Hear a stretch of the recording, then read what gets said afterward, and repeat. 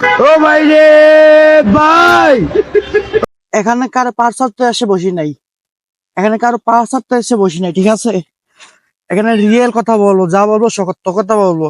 এটা রাস্তাঘাটে যে কুত্তাগুলো আছিল সব কাফি লয়ে গেছে গা। এখন একটা বিলাই আনছি, তাও অনেক জোর করে, অনেক খুঁজছে, অনেক জায়গাতে একটা বিলাই আনছি। যাই হোক, মেন কথায় আসি। বিসিবি ফারুক ভাই নাকি বলে 2 মাসে বলে 120 কোটি টাকা খাইছে উনি। তো যাই হোক, এত কিছু বলার দরকার নাই। 2 দিন আগে জিম্বাবু তারা বাংলাদেশে খেলতে আইছে, তারা প্রথম দিনে বাংলাদেশ চুনা করে ছেড়ে দিছে। দ্বিতীয় টেস্টের মধ্যে যা কষ্ট, অনেক কষ্ট, যারা একটু টাইনা নৌক দিচ্ছে। তা আমার কথা হইলো, বাংলাদেশে বর্তমানে 4টি স্টেডিয়ামে আছে।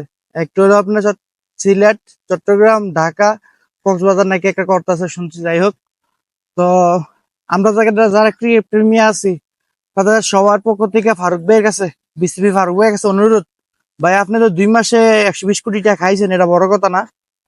অত্যন্ত কষ্ট করে হইলো বামনবাড়ি একটা স্টেডিয়াম করে দেন, বামনবাড়ি একটা স্টেডিয়াম করে দেন আপনি, যাতে মনে করেন যে যদি বাংলাদেশে খেলোয়াড়রা নাও পারে, ব্রাহ্মণবাড়িয়া তারা আটকে যেত, আমরা ম্যাচটা জিততাম পারি।